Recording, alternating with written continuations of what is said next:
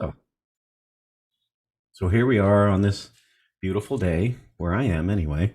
I hope it's beautiful where you are. Every day's beautiful, right? Whether it's raining or storming or shining or dark or light, we have to accept the weather because we can't change the weather. So we accept that as it is and we embrace all the beauty that comes with all the differences. Because without those stormy days, how would we know what a beautiful day looked like, right? Without those rainy days, how would the flowers grow? How would we drink beautiful water?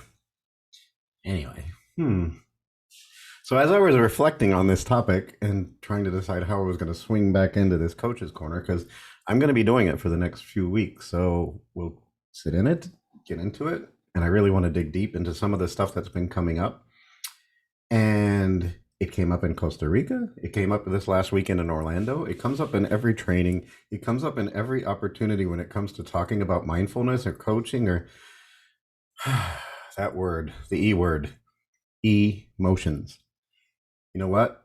As much as we talk about emotions, we have to realize we talk about emotions a lot because they're a big part of our life, right? Emotions are there. Like it or not, emotions happen. We could resist that truth, and that's what gets into trouble. But we can accept the fact that we're emotional beings. And this is especially true, I find, when we're on this journey of transformation. When we start reflecting and going inward, we start pulling up all the stuff that we resisted for so long. So, on our journey of discovery and transformation, there are emotions there. There's doubts and worries and fears, and we question if we're doing it right. We look back at some of the stuff we've done in the past and some things that have come up in words and phrases and all these things. When we start reflecting on them instead of dismissing them, there's some fear that comes up. There's some anger that comes up. There's some frustration. There's some doubt and worry, all that stuff.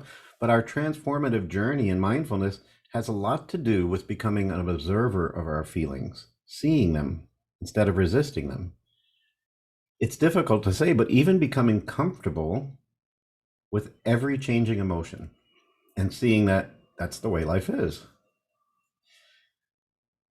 There's a great sense of peace and stability that comes with getting comfortable with the fact we are emotional beings, even those that we phrase as bad. But the difficult thing is, how do we get there? It's easy for me to sit here and say it, even as I'm going through my journey of transformation and I have stuff come up and I'm like, where did that come from? I wasn't expecting that. I thought I already dealt with that. And it just shows you this is the way life goes. It comes up and then all of a sudden something happens and it sits in it. But we remember one of the most important pieces of our mindful practice is to be curious and open. Be curious about that emotion instead of trying to dismiss it.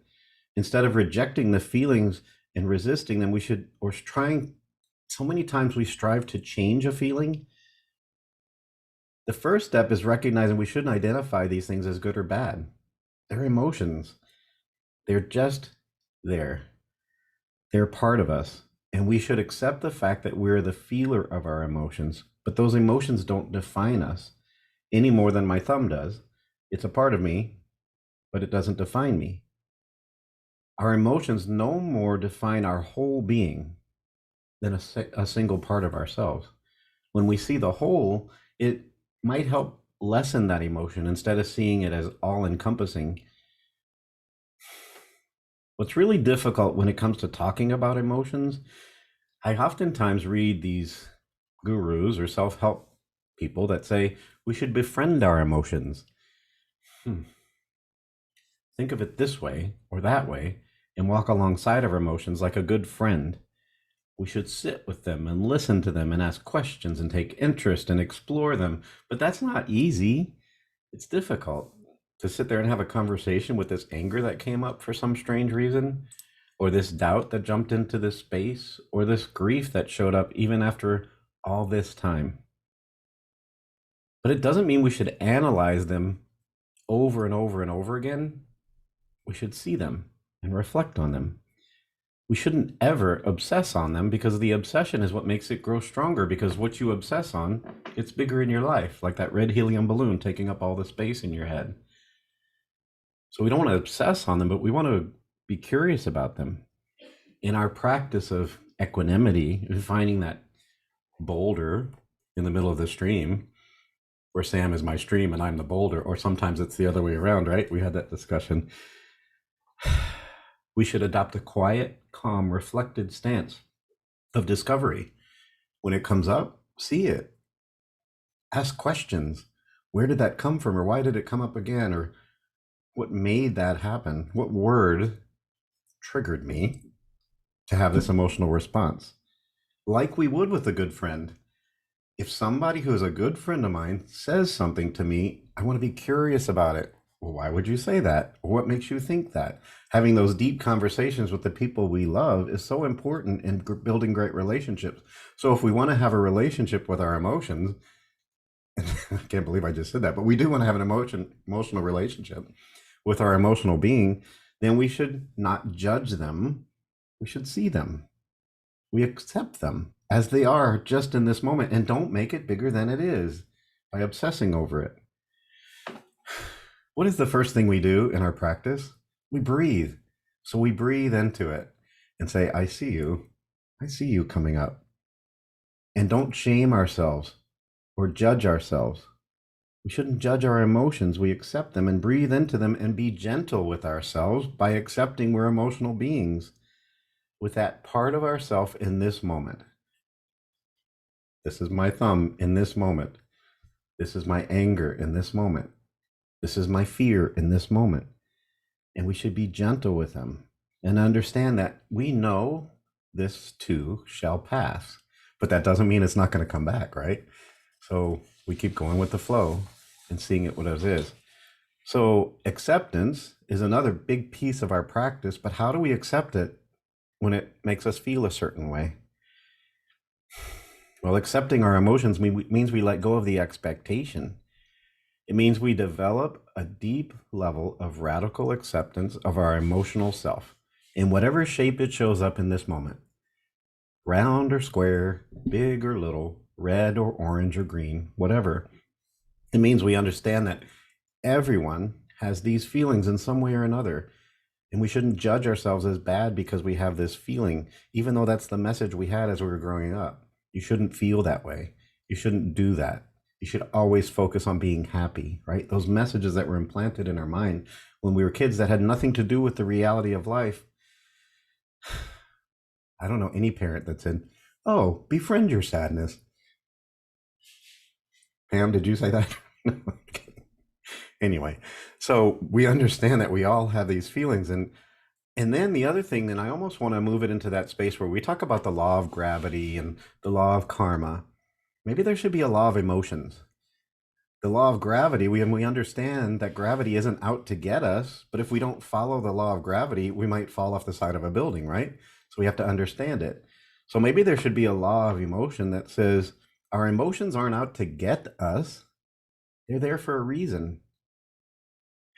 We tend to fall into a space where we feel our emotions are causing us trouble for no good reason.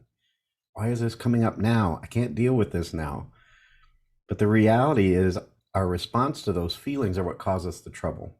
It's not the emotion itself, it's how we respond to them. In a difficult way, we tend to, again, make it bigger than it is. If we lash out at somebody because we're angry, or if we shut ourselves off from our loved ones because we're sad, or if we could quit doing the things that we enjoy to do because we're stressed, or if we turn to something that isn't healthy because we're lost, then the actions that we're taking are what's causing us the problem.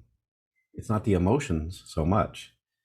And it's almost an automatic reaction for people to, when they feel sad, is I'm going to go sit in my corner and be alone, right?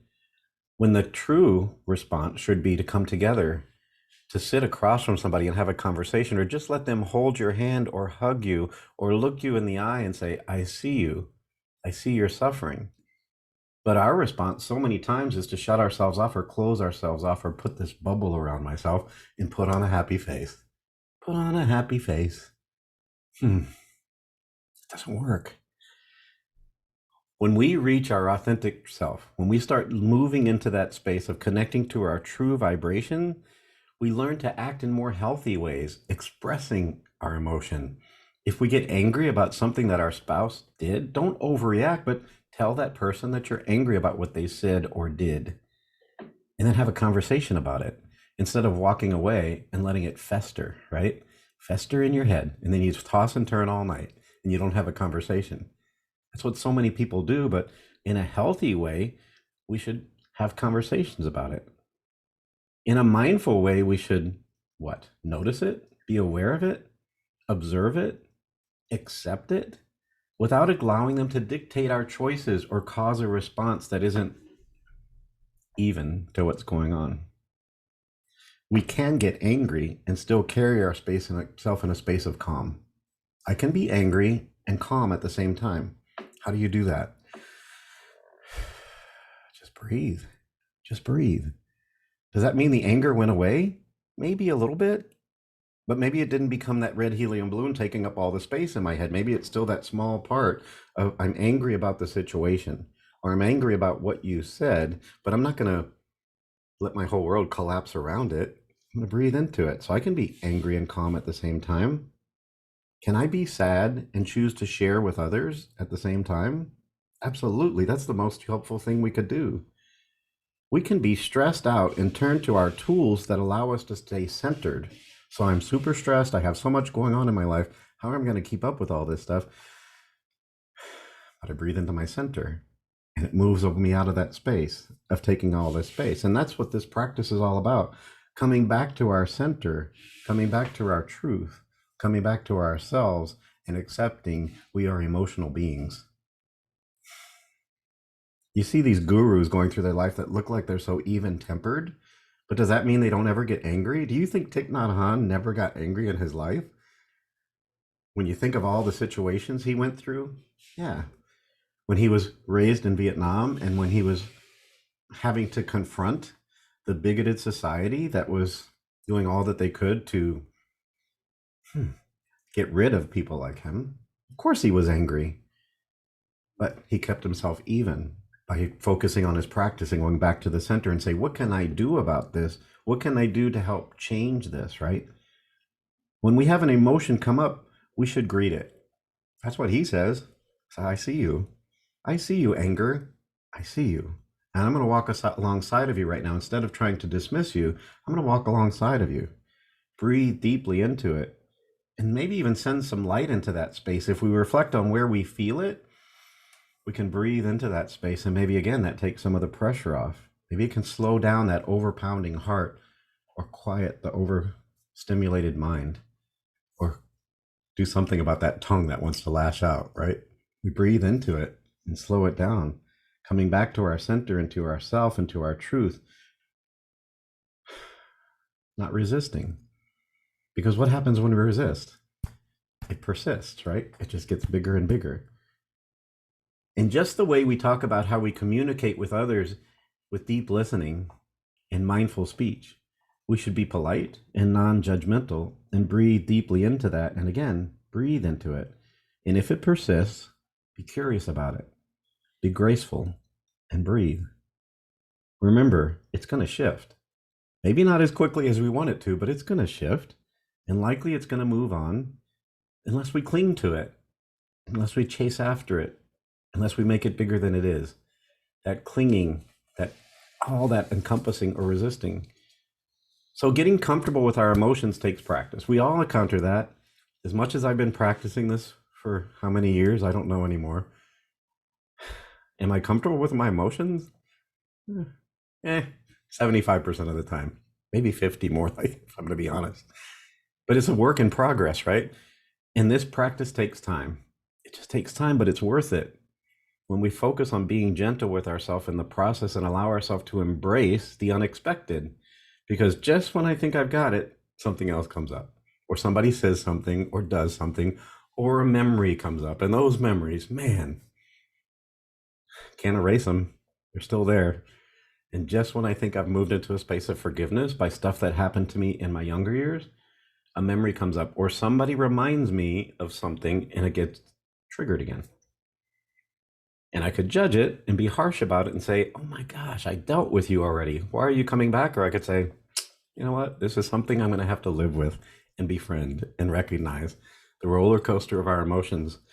So be gentle with ourselves in the process and allow ourselves to embrace the unexpected and recognize that we're only human. As much as we want to be that boulder in the middle of the stream, we're not made out of stone. The world might move around me, but I absorb a lot of that water. That water washes over me. Sometimes that water is so strong, it pushes me out of that grounded space I was in. Look, Michael Singer says there are two ways we can live. We can devote our life to staying in our comfort zone, or we can work on our freedom. And when we truly want to work on our freedom, we have to embrace the fact that we're emotional beings. That freedom comes when we open that space up.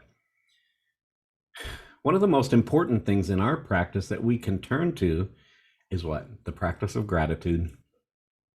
When we know that practice of having an attitude of gratitude can change our life, when we're grateful, we open ourselves up to whatever life brings us. So if we take a pause and reflect on what we're grateful for, we recognize it connects us to the present moment, and it is an authentic practice. Gratitude is authentic. It comes from the heart. It helps us move into a space of calm, peace, and contentment. But the challenge is to look for the good and find gratitude in everything all the time, even our emotions. Even when it comes to those uncomfortable feelings, is how do I find gratitude in that sorrow, in that anger? Most of us have spent our whole life resisting these unwanted feelings, so accepting them is hard enough. But being grateful for them, that's almost impossible, right? Is it asking too much? It's so hard to be grateful for something when we can't see its purpose. So we have to start there and understand that our emotions do have purpose, even though we might not see it in that moment. But let's imagine something like you're out driving on a country road and you're following your GPS, and that GPS gives out and we're lost, right? And we have no idea where we are. And the sense of direction is all twisted because we've gone on this windy road and we don't have any clue. So what happens when somebody comes along and gives us directions? We're grateful for them, right? We find deep gratitude for that person who helped show us the way. Well, our feelings are like that. When we can accept that our feelings are like somebody giving us some direction, to give us some guidance, that they're here to give us some type of information. Maybe it's telling us what we need to know, or maybe it's showing us that we have some unresolved issue with this person, or with ourselves, or with this space. Our feelings are data, they're information, but we have to remember they are like a road sign, but they're not a directive. We shouldn't live our life based on that emotion, but we should embrace the fact that it's there. Our emotions provide us information, but we need to keep them in perspective. Think of something like fear. Fear so often gets a bad rap, right? We look at fear and we say, what's the purpose of being afraid of something? But in perspective, in the right space, fear truly is a gift, right?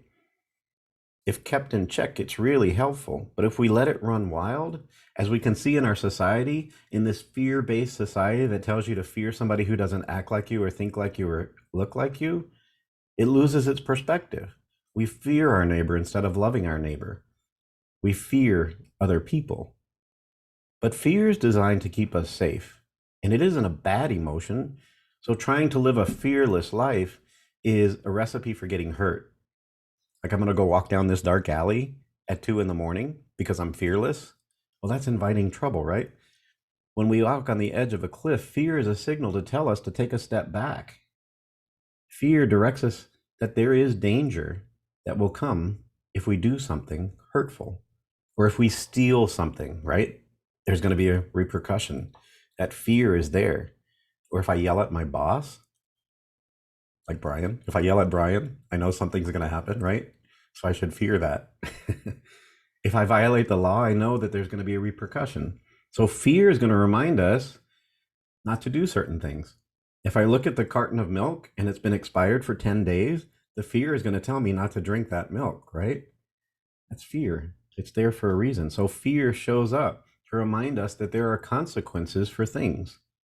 Realistic fear can protect us from the danger in our lives. But so many times we lose perspective in the fear, and we put fear in places it doesn't belong. What about anger? Anger is something we resist all the time. I shouldn't feel angry when I'm driving through traffic and somebody cuts me off. Why am I feeling angry? I don't know that person. But our anger tells us so much about ourselves. It's not a curse. It can be such a wise teacher if we're willing to listen and learn from those moments of anger. Why? Why am I angry at this person? Why am I feeling this way? Why am I mad because it's cloudy today? Right? Why? We tend to get angry because sometimes our boundaries are crossed. Or we had this expectation that I was going to go have a picnic on the beach. So I get angry because I can't have a picnic on the beach, right? So anger can help us find what our boundaries are as long as we keep them in perspective and recognize we should only worry about things that we can change. And if we can't change it, why get angry about it? But as with all emotions, if we let ourselves get caught up in it and we start spewing anger everywhere we go, that's not healthy. It's definitely not helpful. But when we take a mindful approach to getting angry, we can see that it can help a lot. We can notice it and we can use it wisely. We can keep it in perspective. Maybe it can move us to have a conversation with somebody we're struggling with that maybe will help move into that space of resolution. Or maybe if we share how a phrase that somebody said made me angry, maybe they can see things from our perspective and maybe they won't do it again. Or we can reflect on it ourselves. And why did that phrase that person said make me angry when I know that wasn't their intention? So then we can be curious about it. Think about guilt. Guilt weighs heavy in so many people's life. So how can we be grateful for guilt? Well, I think guilt helps us stay connected to that deep moral compass of what's right and wrong. If something's wrong and we do it anyway, we feel guilty about it, right? That's the roadmap. It reminds us what's right or wrong and good or bad to us. And again, it can help us set those boundaries and hold space for others. It's reminding us that we are a conscious being. Without guilt, we would lose some of our moral compass because we don't feel anything. If we act outside of our core beliefs and values, it starts telling us our truth. It starts moving us back into that place of authenticity. When guilt comes along and hits us over the head, it's not a directive. It's a roadmap that says maybe I shouldn't have done that, or maybe I should apologize. It helps us make better decisions. We have to remember, though, to keep it in perspective because otherwise the guilt switches into shame, and the body on shame isn't helpful in any way, shape, or form. It's just a stress response, and we don't want to do that. Shame tries to tell us that we're broken or defective or worthless, and that's not true. So there's a big difference between shame and guilt. And if we let guilt take over, it switches to shame. We don't want to be in shame. What about the feeling of loneliness? That loneliness can sneak up to us in the most inopportune times, but it can be seen as a gift too. If we stop and truly listen, we might find that we're being asked to make another connection or to reach out to somebody we love, to not just send a text message, but pick up the phone and call, or find an opportunity to go have lunch with somebody we haven't seen in a while, or recognize that we have a support team around us, and we should see that. Maybe just reaching out to a friend or making a new friend, or maybe that loneliness is urging us to change our relationships because we're not getting what we need from these relationships that we're in. A good relationship, a good friendly relationship, a good deep relationship, there should be an energetic exchange. But if we're the one giving and giving and giving, that can be lonely if we're not getting anything in return. So maybe it's time to sit quietly and journal and let that stuff come out so that we can find our direction. Maybe there's a message that says now's the perfect time to learn something new or to start a new adventure or befriend myself a little bit more. Loneliness is not a directive, but it is a road sign. Sadness. We all deal with it. It comes and it goes. But sadness is a gift and it can be a guide. If we're willing to embrace it and keep it in perspective, we'll see that sadness is reminding us what matters most to us. That person that we miss, that loved one who's passed away, that old job, or that old place I used to live, or this old feeling, right? Sadness will honestly, if we reflect on us, tell us what loss is still with us. that we should live life to its fullest. Sadness reminds us that our heart is still beating, and it's beating there in love, because that person that we're sad about, that person that we miss, is still in our heart. And that sadness is reminding us that if we lean into that sadness, it can make us feel vulnerable, but at the same time, it can show us our strength, that we are moving forward, that life does go on. And if we breathe into that sadness and listen to it, it can show us so much about our lives, so much about what we care for, so much of the fact that we sometimes dismiss those little things. It's just the surface of it. But when we see that our feelings are gifts and we start seeing our emotions as guides, we start understanding that there is wisdom in these emotions. There is a reason that they're there. So instead of resisting them, we should welcome them. Let them give us an opportunity to show us a way. Be curious. Why? Why am I feeling this way? Sometimes the first steps to moving forward is to reflect on these. And so I like to do, I'm not a big affirmation person, but in this practice, if I'm coaching somebody, I said, think about affirmations, right? If the affirmations in our practice can help us move to changing our attitude about our emotions, they can be very helpful. If we say them out loud or if we say them in our mind, maybe it's even leaving a message to ourselves in our journal. An affirmation that says something like, I'm open to my feelings and I receive them as gifts.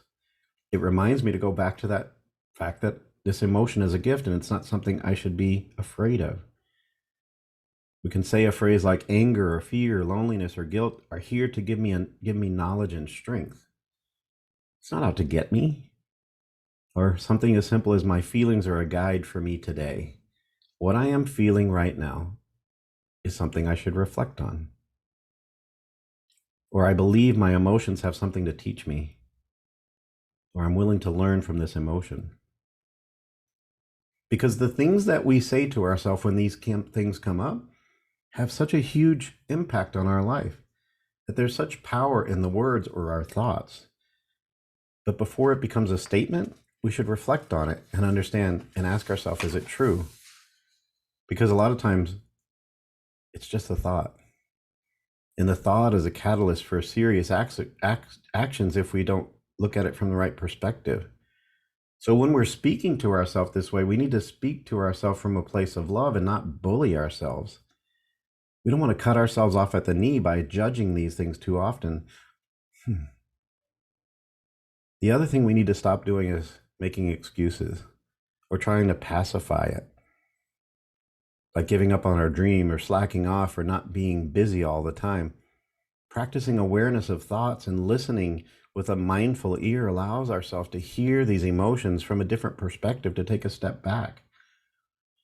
Sometimes speaking these thoughts or speaking these feelings out loud to someone can help us see how out of perspective they are, or it can help us put it in a different perspective. Sometimes it's okay to give ourselves a swift kick in the ass if we get stuck in an emotional space, right? Like, snap out of it. I would never say that to myself, but you get the point, right? Move forward, not backwards. Don't get stuck in that emotion. Before we even speak something into resistance, we have to first believe it. So let's reflect on if we really believe that before we say it aloud. When we start living this way and we start shifting that perspective, perhaps it gives us an opportunity to truly manifest our best life, because our best life is going to be emotional. I don't care who you are. And when we start embracing those emotions and sharing those emotions, we can be thought leaders. When we start telling other people that I'm feeling a certain way, instead of resisting it, people look at you like, at first they might think you're an alien. How are you sharing all this with me? Because I'm an emotional being, and you are too, right? So as coaches, as thought leaders, as those of us on this journey of transformation, the more we share, the more we discover. Because once it gets out of our head, we start seeing things for what they are. A big thing when it comes to how we're moving through our life, and what I was really reflecting on after this trip to Costa Rica, is the difference between the intention and the impact of what I'm saying, right? So intentions, I don't know. Somebody said the road to hell is paved with good intentions, right? I don't know who said that, but I didn't write it down. But even well-intended phrases and even well-intended thoughts can cause harm to somebody.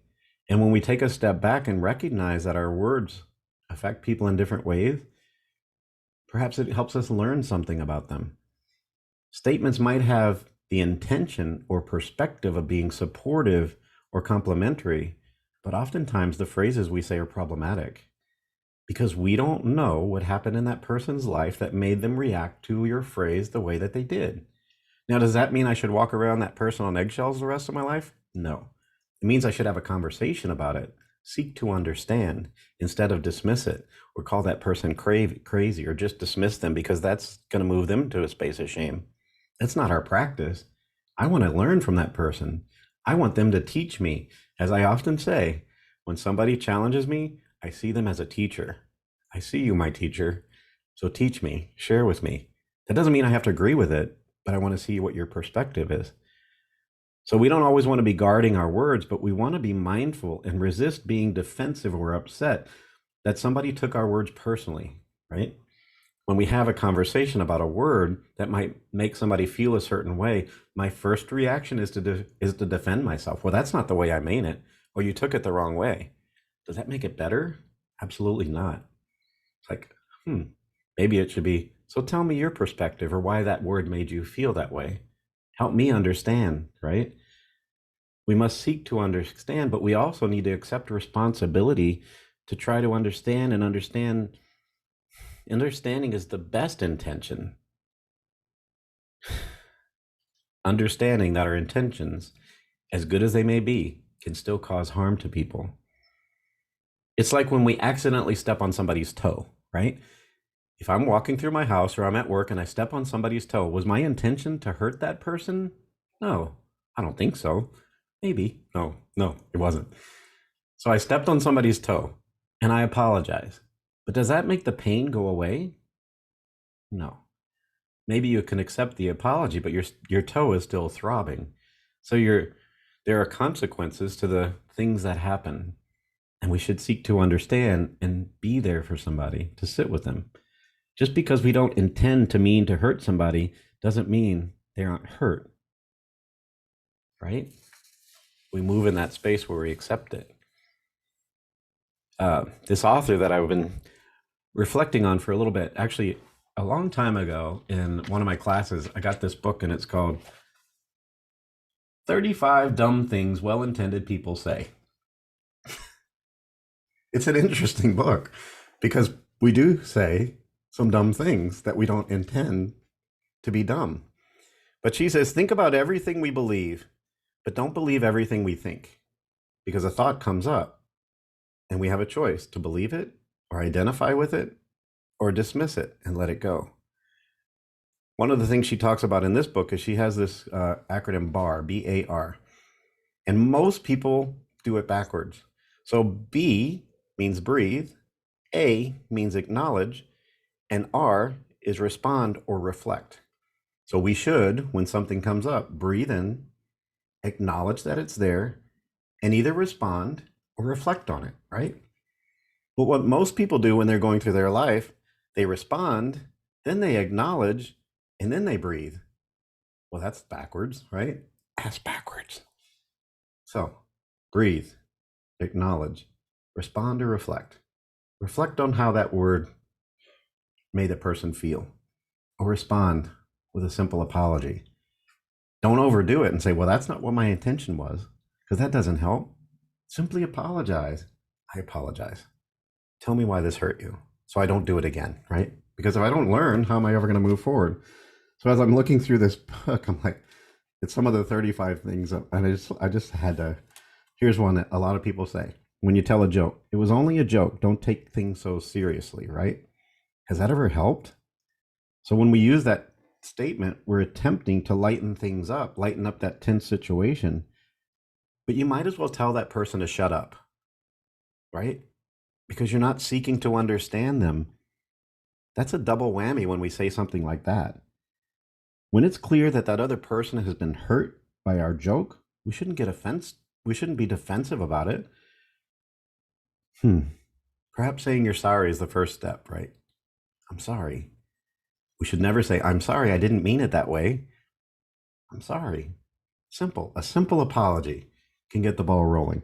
When we add something to it, it shuts it down again. I'm sorry. Because if I say, I'm sorry, I didn't mean it that way, I'm going right back to that statement I said. Maybe I might as well tell that person to just lighten up or get over it. I'm sorry. So simple.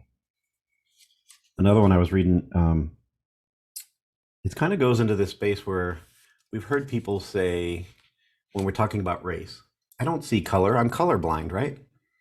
On the surface, that doesn't sound like a bad thing. It means we're accepting, I don't know, I think most people intend to say, I see everyone as a person, right? But we're not accepting the truth that people are a different race. So it means we're shutting down the fact that they belong to a race.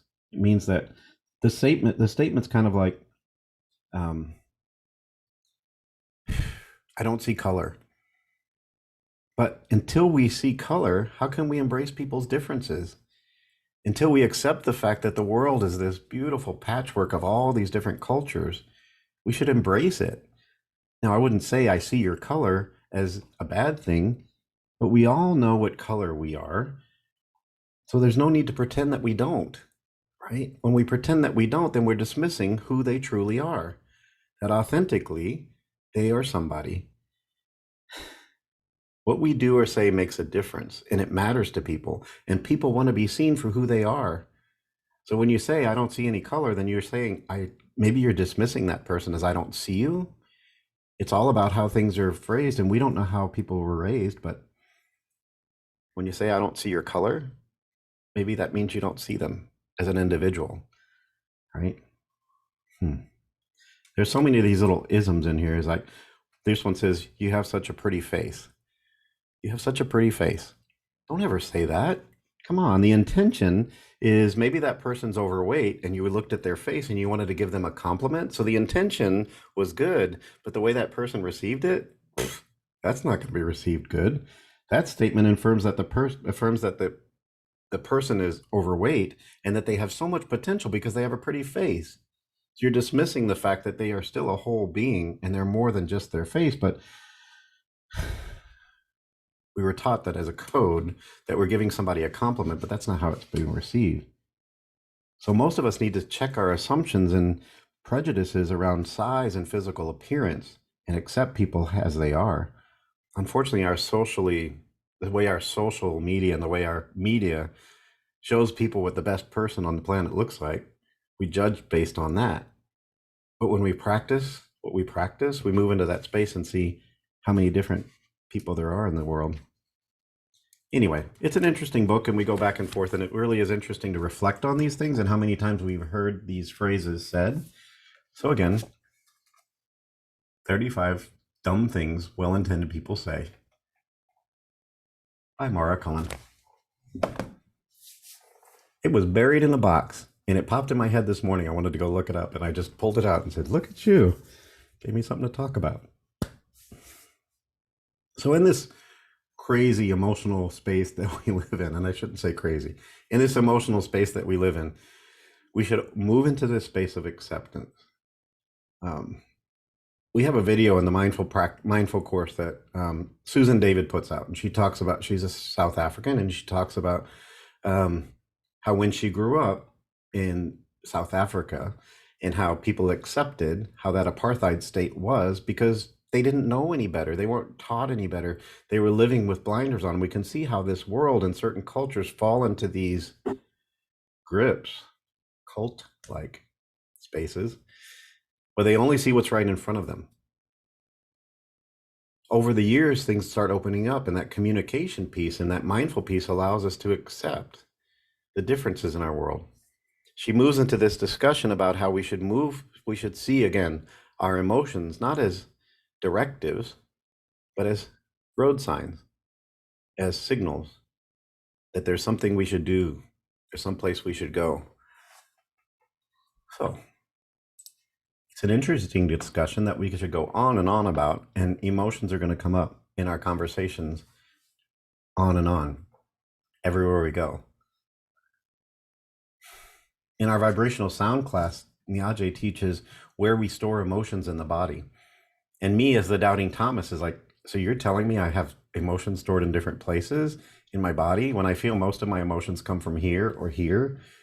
But then in that class, we can actually feel when an emotion is set free when we're using a vibration on it. It's like suddenly I'm like, wow, I didn't know I was carrying it there. Louise Hay has a whole book on where we carry emotions in our body. There's so many different places we should explore because it can show us so many things about how this disease, this ease that we carry inside of ourselves causes so many problems. So why am I having knee pain when I didn't have knee pain before? Well, maybe that's where I'm carrying my grief. Why are my shoulders bothering? Because I feel like I'm carrying the world on my shoulders. All these different things are again not directives, but they are road signs that should tell me if I help resolve that emotion, if I embrace it or do the work on it, maybe it will move me into a space of ease instead of dis-ease. It's an interesting concept, and it really is a great practice to embrace our emotions and be curious about them. I'm curious. I really am curious about whether everybody stores emotions the same way. I know Louise Hay says it this way, and other people say it that way, and I'm like, we're all different. And am I always carrying grief in my knees, or does it sometimes go into my lower back, or does it sometimes go into my thumb, right? I'm curious, like a cat. I'm going to keep being curious because I'm on this journey of discovery, right? So that's my preaching for the day. Now we have to have a discussion about it because I want to hear your perspectives, right? I know somebody who's got a lot to say. Speaking of a cat. Would that be me and my cat?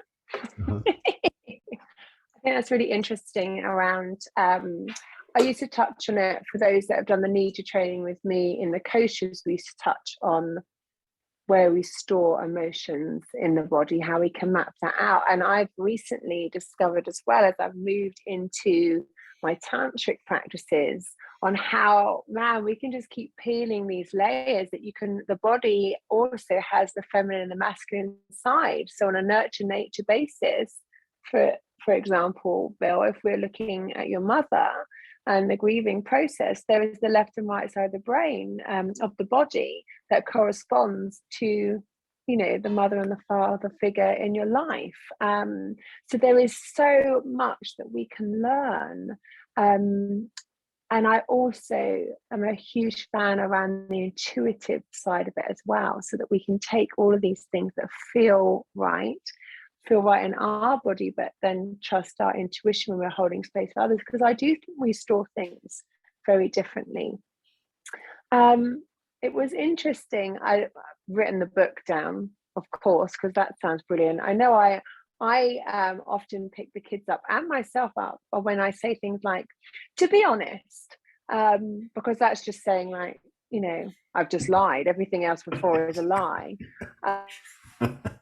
If I'm being honest, you know, declaring now I'm going to show my truth. You know, our words are so powerful, and so it seems like you know, when I work with my breath and I'm trying to come down into that heartfelt practice, moving through the you know, the throat area is that bridge between the mind and the heart.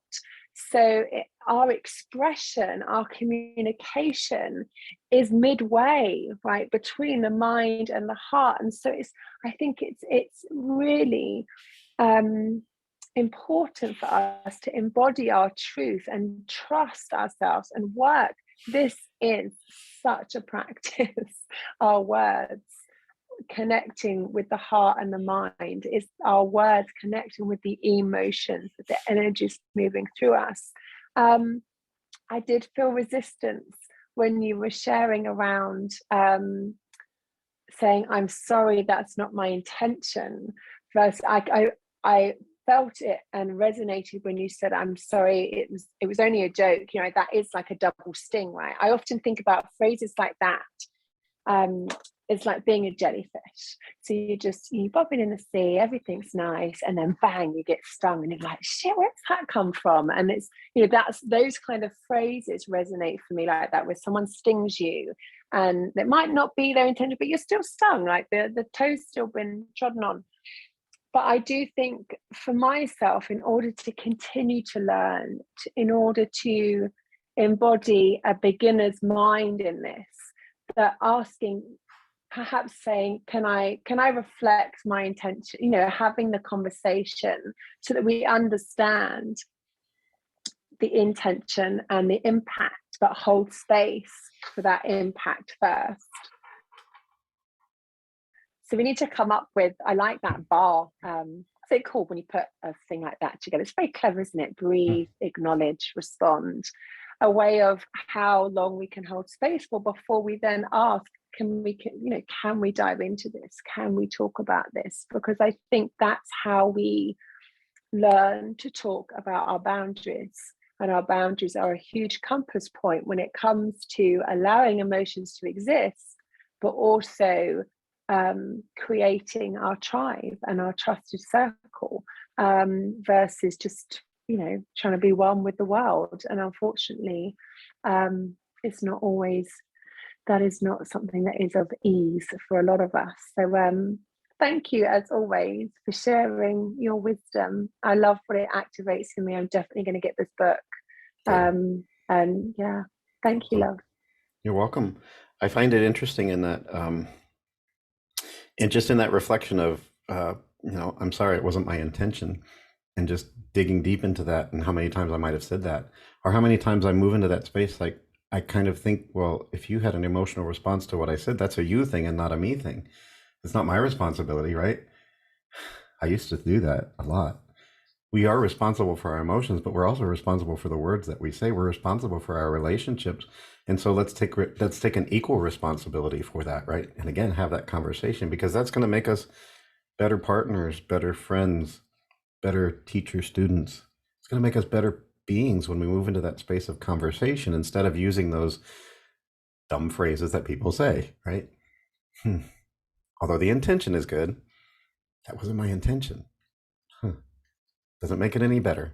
The double sting, step on the toe. I just think it moves us into a space of really moving to a place of emotional intelligence. And I read about emotional intelligence all the time. And there's the ontology world, and there are coaches that train in that emotional intelligence. And we reflect on it. It's not just being intelligent about our emotions, it's being intelligent about other people's emotions, and recognizing that though they are similar, they're different, because we all come from different backgrounds. We all have different traumas in our life, different things that have hurt us. And being intelligent about all the different emotions makes us more accepting of everybody else, and being willing to listen.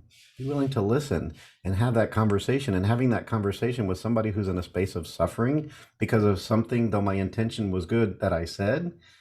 And maybe I can help them move out of that space of suffering and say, I see you. I see that the words I said caused you pain. What can I do to help you ease that suffering for you? What a shift that is. I love it. Good stuff. Anybody else? Pam? I can see you. I know. I think my biggest takeaway was that our emotions are our guides.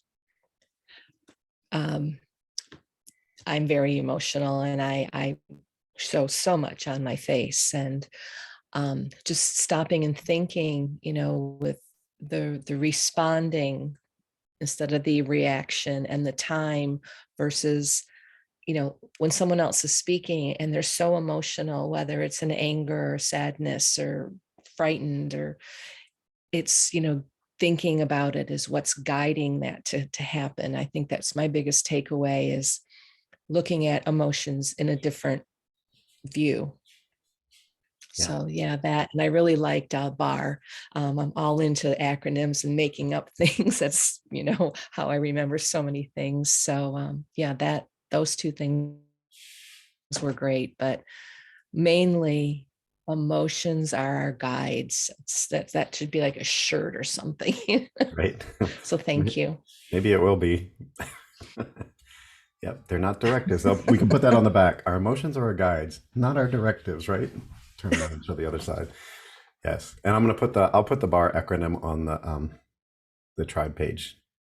Not that it's that hard to remember, but what was the A again? Awesome. All right. Anybody else have something they want to share? Well, here we are. Look at that. Right at the top of the hour. I love when that happens. Well, I appreciate everybody joining, and tune in next week on Thursday, same time, same place. Hopefully the links will work a little bit better, but it is what it is. I'm going to record this and I'll post it and share it with everyone. So if you missed the beginning, you can hear those opening statements and we'll move forward. So I appreciate everybody joining in, and I look forward to sharing more with you in the weeks ahead. All right. Have a great day. Thank you, Coach. Bye.